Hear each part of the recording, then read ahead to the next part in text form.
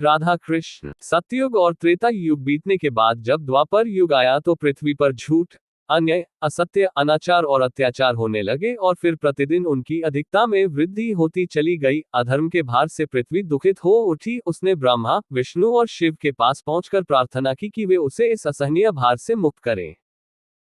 लेकिन वे तीनों ही पृथ्वी को इस भार से मुक्त करने में असमर्थ थे। कोई उपाय न देखकर विष्णु ने कहा, चलिए हम लोग भगवान के पास चलें, वही हमें कोई उपाय बता सकेंगे। विष्णु, लक्ष्मी, ब्रह्मा और शिव के साथ गोलोक में पहुंचे तो उन्होंने परब्रह्म परमेश्वर को कृष्ण के रूप में और उनकी माया को राधा के रूप में देखा। गोलोक के वृंदावन नामक सुंदर और सुरम्य वन में एक सुंदर आश्रम था। उसी के निकट एक नदी बह रही थी।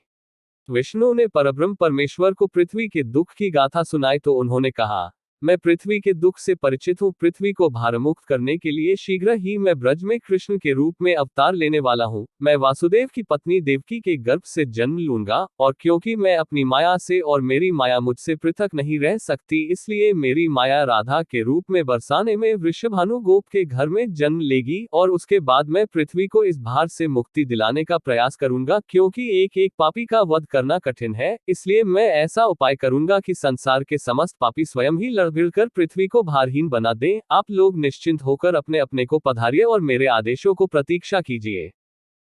विष्णु आदि देवताओं ने परमेश्वर को प्रणाम किया और अपने अपने लोक में आकर परमपिता के आदेश की प्रतीक्षा करने लगे। कुछ समय बाद ही अत्याचारी और अनाचारी मथुरा नरेश कंस के कारागार में बंदी वासुदेव की पत्नी देवकी ने एक बालक को जन्म दिया। बालक के रूप में जन्म लेने से पूर्व ही भगवान ने उन्हें अपनी योजना बताते हुए आदेश दिया था कि वासुदेव जी उन्हें गोकुल में नंदगोप की पत्नी यशोदा के पास छोड़ आए और उसी समय उनके गर्भ से जन्म लेने वाली कन्या को लाकर कंस के हवाले कर दे। वह कन्या मेरी योगमाया है। वासुदेव ने ऐसा ही किया और कृष्ण गोकुल में नंद गोप की पत्नी यशोदा की गोद में पलने लगे। उसी समय उनकी माया ने भी राधा के रूप में बरसाने के वृषभानु गोप की पत्नी के गर्भ से जन्म लिया, जिसका नाम माता पिता ने बड़े चाव से राधा रख दिया। दो अलग अलग गांवों में रहते हुए भी राधा और कृष्ण बचपन से ही एक दूसरे को चाहने लगे थे। वन में गाय चराते हुए अक्सर राधा से कृष्ण की भेंट हो जाया करती थी। फिर जब वे दोनों बड़े हो गए तो जब भी रात की बेला में कृष्ण अपनी बांसुरी के स्वरों द्वारा अपनी प्रियतमा राधा को पुकारते, राधा अपनी सहेली गोपबालाओं के साथ कृष्ण के पास पहुंच जाती। राधा और कृष्ण का यह प्रेम दो किशोर लड़के लड़की का प्रेम था जो थोड़े से दिनों में ही पूरे ब्रज में चर्चित हो गया।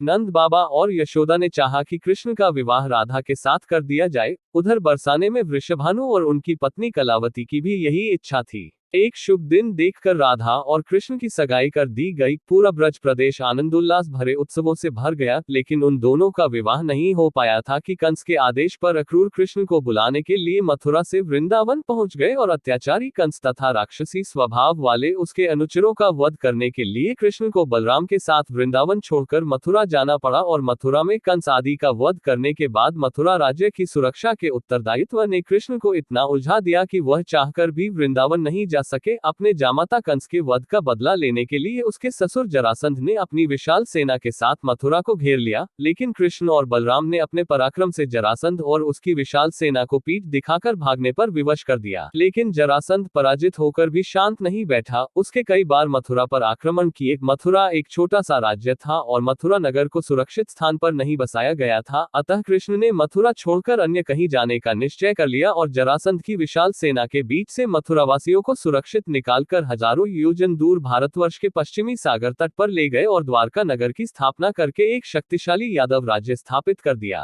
अक्रूर के साथ मथुरा छोड़कर आने के बाद कृष्ण और राधा का मिलन फिर कभी नहीं हुआ, लेकिन वे आजीवन एक दूसरे को भूल नहीं पाए। वैभव संपन्न द्वारका में अनेक सुदन पत्नियों का प्यार पाकर भी वह राधा के प्यार को नहीं भूल पाए और संसार आज भी राधा कृष्ण के प्रेम को एक आदर्श प्रेम के महान तथा अमर प्रतीक के रूप में याद करता है। उनकी मूर्तियां भारत के मंदिरों में ही नहीं, विदेशों में भी अनेक मंदिरों में प्रतिष्ठित हैं और लोग बड़े भक्ति भाव से उनकी पूजा आराधना करते हैं।